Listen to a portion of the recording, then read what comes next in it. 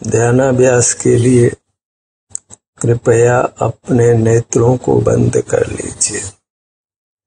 अपना ध्यान अपने शरीर पर लाइए। मूर्त शरीर में हमारा अमूर्त शरीर है। इतना ही निर्धार करना है कि सुख का स्रोत केवल अपना अमूर्त शरीर है, अन्य कोई पदार्थ नहीं। जगत में अनंत पदार्थ हैं, लेकिन हमारे सुख का कर्ता केवल हमारा अमूर्त शरीर है। शरीर में दुख अनुभव में आता है तो सुख भी शरीर में ही अनुभव में आता है, शरीर के बाहर नहीं। जिसमें सुख दुख होता है वही सुख दुख का करता है। यह एक सिद्धांत है। जो परिणमन करता है वही करता है। न ससूत्र ख्याल में लिया जाए तो मोक्ष मार्ग में प्रवृत्ति हो सकती है। यह परिणमति स करता, जो परिणमन करता है वही सुख दुख का करता है। तो सुख दुख का परिणाम हमारे शरीर में ही होता है, मूर्त शरीर में नहीं, इसी में मिले हुए अमूर्त शरीर में। वह अमूर्त शरीर ही दुख का करता है और वही सुख का भी करता है। दुख का कर्ता होने का कारण कर्म का विपाक है और सुख का कर्ता होने के कारण दूसरा कोई नहीं है। जीव अपने सुख स्वभाव से ही सुख का करता है। सुख के लिए किसी बाह्य पदार्थ की किंचित भी आवश्यकता नहीं है। बाह्य पदार्थों को जानने की भी आवश्यकता नहीं। किसी प्रकार उनको उपयोग में लेने या सेवन करने की आवश्यकता नहीं है। उनके सन्मुख ही नहीं होना है। सारा दुख जगत के पदार्थों के सन्मुख होने से है। सन्मुख होना अर्थात जानना। सारे दुख का कारण पर पदार्थों को जानना है और अपने को जाननहार मानना है। जानना होता है मूर्त इंद्रियों की सहाय से और उसको हम अपना स्वाभाविक परिणाम या स्वाभाविक शक्ति मान लेते। सुख के अलावा अन्य शक्तियों का भी यही स्वरूप है। बहिर्मुख परिणाम पुद्गल की सहाय से होते हैं और उनको हम अपनी शक्तियां मानकर स्वच्छंदता से उनका उपयोग करते हैं और मूल में बहिर्मुख रहते हैं। पर पदार्थों को जानते हुए रहते हैं। अपने को जाननहार या ज्ञायक मानते हैं और बहिर्मुख रहते हैं। ये जीव उससे कर्मों का बंधन करता है और उनके उदय में फिर शरीर में दुख होता है। अन्यथा अपने अमूर्त शरीर में किंचित भी दुख नहीं हो सकता है। इसके विपरीत अपूर्व उत्तम सुख का अनुभव होता है। अपने उत्तम अतीन्द्रिय सुख का भोग करने के लिए हमें कर्मों के बंधन से मुक्त होना है और कर्मों के बंधन से मुक्त होने के लिए पर पदार्थों को जानना बंद करना होगा और जानने के नाम पर पदार्थों के नाम पर मूर्त पदार्थ ही जानने में आते, जिनमें सुख स्वभाव नहीं है। केवल उनसे सुख होने का भ्रम होता है। वह भ्रम भी इसलिए होता है कि अभी मूर्त का संबंध है। मूर्त का संबंध नहीं हो तो फिर मूर्त से सुख होने का भ्रम भी नहीं होगा। हम विषय सुख रूप भी परिणमन नहीं करेंगे। मूर्त के संबंध से सारा भ्रम मूर्त के संबंध से है और मूर्त का संबंध मूर्त के जानने से है और मूर्त को जानना भी इसीलिए है कि उसको हम अपना स्वभाव या शक्ति मान लेते हैं। जबकि वह वास्तव में हमारा दुर्गुण है, पराधीन भाव है। ज्ञान को दुर्गुण नहीं मानकर सारा जगत गुण ही मानता है, ज्ञान के गीत ही गाता है और ज्ञान करता हुआ बहिर्मुख रहता है और संसार में नाना दुख भोगता है। जानने पर रोक लगाना ही मोक्ष मार्ग है, उसी को इंद्रिय संयम कहते हैं। उसके बिना एक भी जीव संसार से पार नहीं होता है।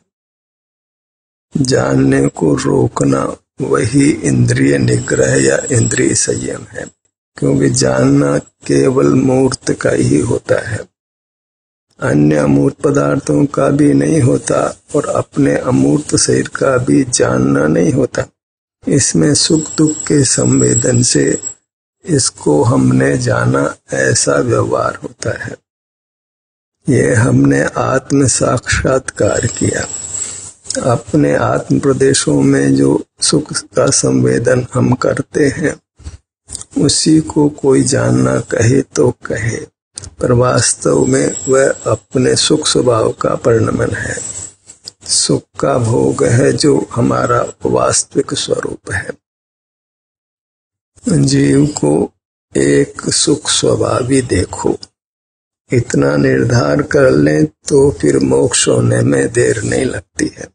जब अपने को सुख स्वभावी देखा तो सहज ही फिर हम अपने से युक्त होते हैं। अपन का अर्थ अपना विस्तार है। सिर से पैरों तक जो अपना स्वरूप है उसको हमने सुख स्वभावी मानकर उससे युक्त रहना है और इसमें जगत के पदार्थों के जानने का कोई भार नहीं है। मन बल, वचन बल, काय बल का उपयोग करने का भी कोई भार नहीं है।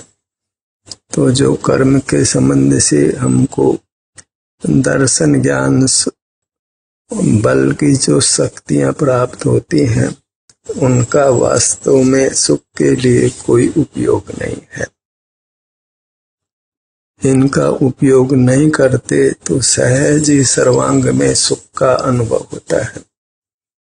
इतना विशेष है कि अभी हमारा मुख बाहर की ओर है तो उसको एक बार अपनी ओर करना है। बाहर की ओर उपयोग को ज्ञान उपयोग कहते हैं और अपनी ओर उपयोग को दर्शनोपयोग कहते हैं।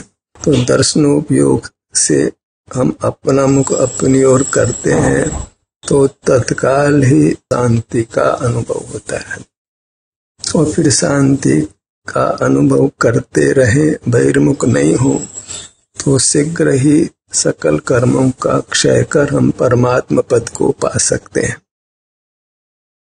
इतना संक्षिप्त है मोक्ष मार्ग। इति अलम बस हो, अधिक विस्तार में नहीं जाना है। अपना मुख अपनी ओर करके अपने में जब हम ठहर जाते हैं अर्थात अपनी शांति को अनुभव करने लगते हैं तो इति अलम, इतना ही बस है। अब अन्य कुछ नहीं करना है। उपयोग बाहर आ जाए तो फिर अपनी ओर उपयोग करके फिर अपने शांति को भोगना है। फिर इति अलम, बस यहीं रुक जाना है। जब तक हमारा उपयोग बहिर्मुख होगा तब तक हमें अंतर्मुख होना होगा और वह मोह कर्म के तीव्र उदय से हम जब अपने में नहीं ठहर पाते हैं तो उपयोग बहिर्मुख हो जाता है। पर जब पुनः पुनः अपना उपयोग हम अपनी ओर लाते हैं तो फिर मोह कर्म की शक्ति क्षीण होती है, कमजोर पड़ती है, तो फिर उपयोग की वृत्ति बहिर्मुख नहीं होती है। जीव अपने में ही ठहर जाता है और सकल कर्मों का ध्वंस कर परमात्मा हो जाता है। इस प्रायोगिक प्रक्रिया में कोई शास्त्र का पढ़ना नहीं होता है, कोई देव दर्शन भी नहीं होता है, कोई देव की पूजन भी नहीं होती है, कोई तीर्थ यात्रा भी नहीं होती है, कोई गुरु उपासना भी नहीं होती है। नाना बाह्य पदार्थों के त्याग का विकल्प भी नहीं होता है, कोई परोपदेश भी नहीं होता है। सहज अपनी शांति के अनुभव रूप रहता हुआ जीव कर्मों का क्षय कर मुक्त हो जाता है, फिर सदा सदा के लिए सुख का ही अनुभव करता है। इस संक्षिप्त मोक्ष मार्ग को जानकर उसका आचरण करना है, वाद विवाद में नहीं पड़ना है, जगत के संपर्क में नहीं रहना है, गुप्त रहना है और कदाचित उपयोग अपने में नहीं ठहर सके और बहिर्मुख हो, कोई संबल की आवश्यकता हो तो साधर्मी भाइयों से चर्चा करना ही योग्य है। इस अनुभव मार्ग को ही परस्पर कह सुनकर हमको इस मार्ग को अपने हृदय में पुष्ट करना है, कुछ विस्तार में नहीं जाना है, तो सिमटना सहज होता है और हम अपने में ठहर कर कर्मों का नाश कर शीघ्र ही परमात्म पद को पा सकते हैं। शीघ्र तो इसलिए कहा कि अनंत काल के आगे कुछ भव भी लगते हो तो वे सागर में बिंदु समान हैं, नहीं के बराबर हैं। और आगम की माने तो अधिक से अधिक वर्तमान भव को मिलाकर जीव 7 भव में अवश्य मोक्ष को प्राप्त करता है और उसमें भी मनुष्य और देव पर्याय के अलावा अन्य कोई पर्याय प्राप्त नहीं करता है। उत्तम मनुष्य होता है, उत्तम देव होता है, तो सुख से ही वह मोक्ष मार्ग को तय कर मोक्ष को पा लेता है। जहाँ सुख स्वभावी अपने अमूर्त शरीर का आश्रय किया, उसके सन्मुख हुए तो फिर दुख का क्या काम है। जैसे शीतल स्थान पर गए तो फिर गर्मी का क्या काम है। तो सुख स्थल हमारा अमूर्त शरीर है, उससे युक्त होने पर फिर दुख का कोई काम नहीं, फिर सुख ही सुख का भोग है। अपने ध्यान को अपने मुखमंडल पर लाइए।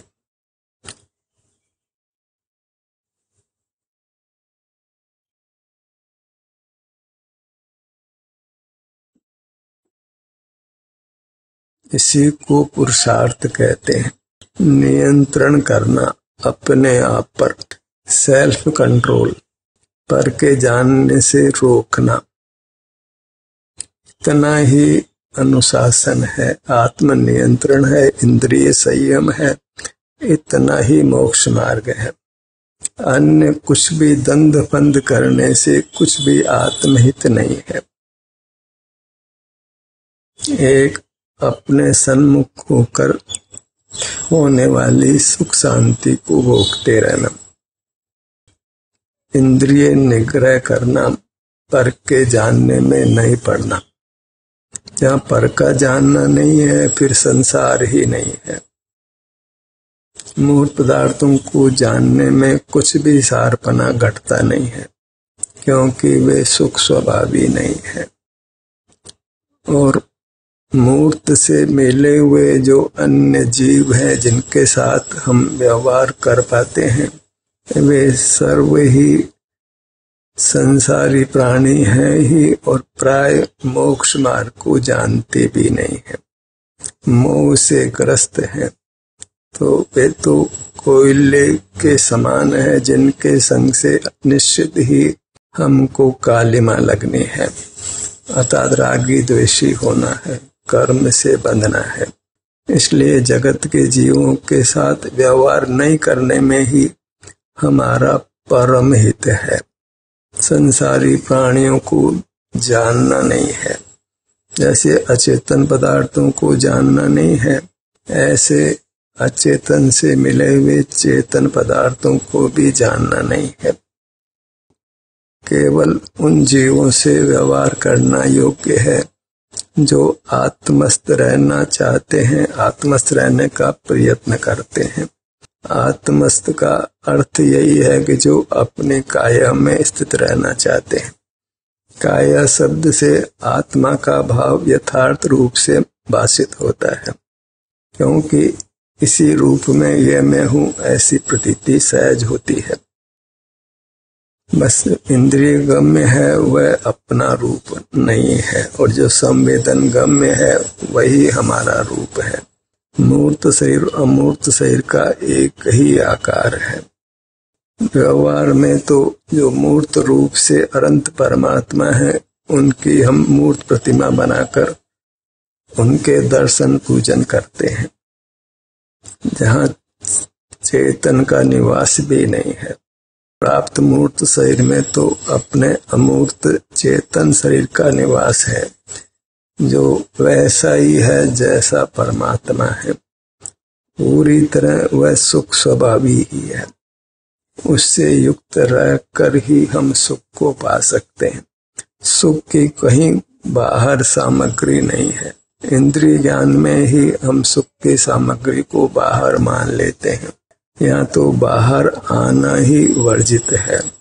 इंद्रिय ज्ञान का अंश भी बुरा है, वह हमको संसार में कायम रखता है।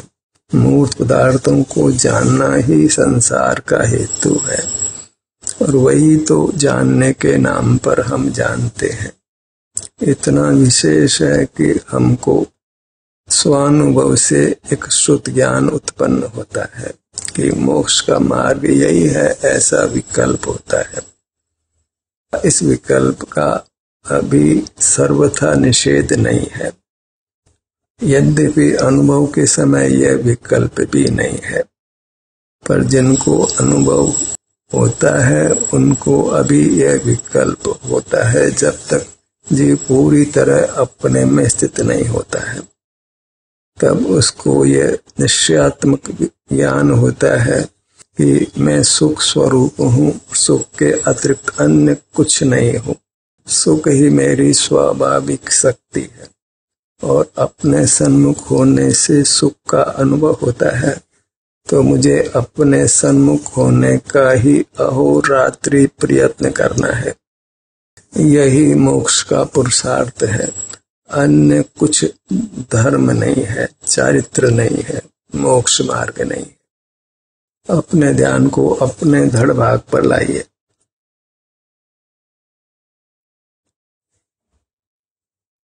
सहज ही अपने स्थान पर बने रहना है, और जब उपयोग चंचल हो तो अपने ही अन्य स्थान पर आ जाना है, बहिर्मुख नहीं होना है।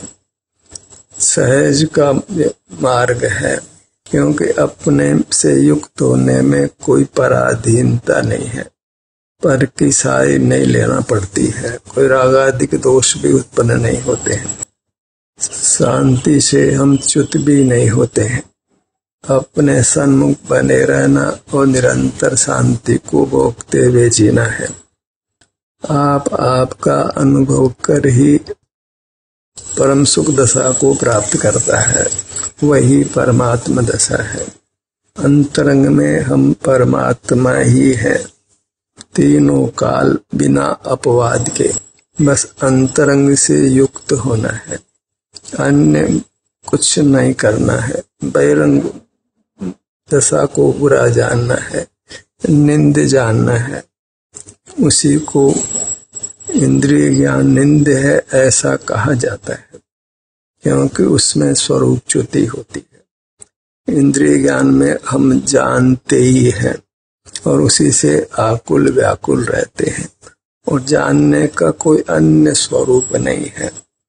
बस जो हम निश्चय करते हैं कि यही मोक्ष का मार्ग है, तो ये निश्चय जो शुद्ध ज्ञान में होता है, उसमें वास्तव में कोई मूर्त पदार्थों का जानना नहीं है, उसमें कोई मन का व्यापार भी नहीं है। और मोक्ष में चूंकि ब्रेन भी नहीं है, तो वहाँ यह विकल्प भी नहीं है कि यही मोक्ष मार्ग है। वहाँ केवल परम सुख का भोग है। तो जीव को एक परम सुख स्वभावी मानकर अपने जीव का आश्रय करना है। कुछ ज्ञान की, कुछ बल की या अन्य शक्तियों की वांछा नहीं करना है। पक्षी उड़ लेते हैं, पशु पानी में तैर लेते हैं, कितने पशु तेज दौड़ लेते हैं, कितने व्यक्ति काफी भार उठा लेते हैं, कितने व्यक्ति नाना बुद्धि की बातें करते हैं। इन सब से आश्चर्यचकित नहीं होना है, इन सब को अच्छा भी नहीं मानना है। अच्छा तो इतना ही है कि हम अपना मुख अपनी ओर करके होने वाली निर्विकल्पता को, शांति को भोगते रहें, क्योंकि इसी से परमात्म दशा हमको मिलनी है। अपने ध्यान को अपनी दाहिनी भुजा पर लाइए, अपना मुख अपनी ओर करने से ही दर्शन मोह कर्म उपशम को प्राप्त होकर हमको सम्यक शुद्ध ज्ञान की उत्पत्ति होती है। इसलिए बारंबार यही कहा जाता है कि अपने ध्यान को अपने अंगों पर लाइए और वहां होने वाली संवेदना को भोग कर संतुष्ट रहिए। अपने ध्यान को अपनी बाएं भुजा पर लाइए, बाएं हथेली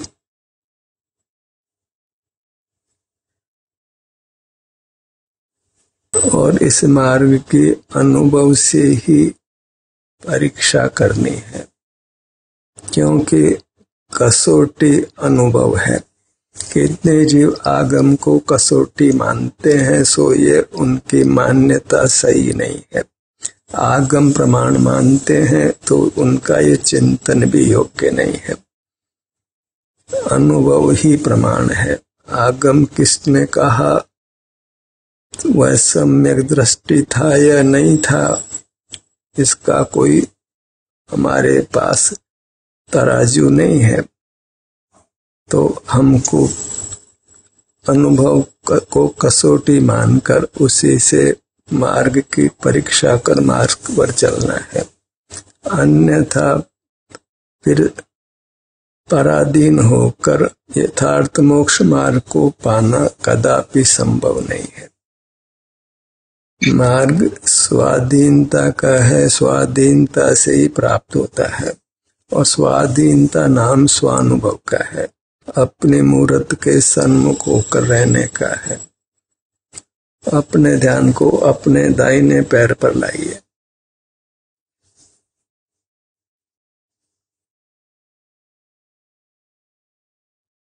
चरण तल पर आइए। वहां आराम वेदना की स्थिति का अनुभव होता है, पर खास बात यह है कि उस समय बहिर्मुखता नहीं होती, तो पर के प्रति जो राग द्वेष होता है वह नहीं होता, वही कर्म बंध का हेतु है। तो अपने ही भाग पर आने से जो हमको राग द्वेष की उत्पत्ति नहीं होती, कर्म का बंधन नहीं होता, वह बड़ी उपलब्धि है। भले ही कदाचित असाता वेदने कर्म के उदय से वेदना का भी अनुभव हो, तो वेदना का अनुभव कर लेना है, लेकिन अपने आप को राग द्वेष से बचाना है, जो बहिर्मुखता से होता है। क्योंकि राग द्वेष से मुक्त हुए बिना कदापि उत्तम सुख को नहीं पाया जा सकता है, निर्बंध नहीं हुआ जा सकता है। तो अपना मुख अपनी ओर करना, अपने किसी भाग की ओर करना, और उससे सहज ही राग द्वेष की उत्पत्ति नहीं होने से हम वीतराग होते हैं। इतना ही मोक्ष मार्ग जानना है, इसको फैलाना नहीं है, नाना शब्दों का उपयोग नहीं करना है। शरीर में नाना प्रकार के अन्य परिणाम भी कर्म के संबंध से होते हैं, उनको मुख्य नहीं करना है, उनकी उपेक्षा ही करना है, उनको लेट गो ही करना है। जो सुख की परिणति अपने सन्मुख होने से होती है, जो राग द्वेष के अभाव में होती है, जो परलक्ष्य छोड़ने से होती है, स्वमुखी होने से होती है, उसका ही आश्रय करना है। उसी के आश्रय से हम कर्मों का नाश कर परमात्म दशा को पा सकते हैं। अपने दोनों पैरों को एक साथ लक्ष्य में लीजिए, और ये लक्ष्य में लेना अत्यंत सुगम है। क्योंकि बाल गोपाल सबको अपना अमूर्त शरीर, उसके नाना विभाग सहज ही अनुभव में आते हैं। ऐसा जीव का स्वरूप ही है कि वह स्वसंवेद्य है, स्वयं के अनुभव में आता है। बस बैर लक्ष्य में ही वह अनुभव रुक जाता है और संसार उत्पन्न होता है। नाना दुखों की उत्पत्ति होती है, जन्म मरण होता रहता है और हम दुख भोगते रहते हैं। अपनी पूरी मूर्त को लक्ष्य में लेने का प्रयत्न करिए। इतना ही मेरा स्वरूप है और यह स्वरूप सुखद है, सुख स्वभावी है और यहाँ आने से कोई विकल्प की उत्पत्ति नहीं होती, कोई पर का जानना नहीं होता, कोई वचन बल भी काम में नहीं लेते, कोई काय बल भी काम में नहीं लिया जाता। तो वहाँ केवल सुख का ही उपयोग है, सुख का ही भोग है और हम सुख रूप ही परिणमन करते हैं। अन्य कोई परिणाम कदाचित कर्म के विपाक से हो, जैसे हिलना डुलना, स्पंदन होना, श्वासोच्छ्वास होना, इन सब में अपनी शक्ति को नहीं लगाना है, क्योंकि हम सुखार्थी हैं, सुख चाहते हैं। तो जो सुख की स्थिति अपने सन्मुख होने से होती है, उसी को अनुभव करते हुए रहना है। ध्यान का सत्र यहीं समाप्त होता है।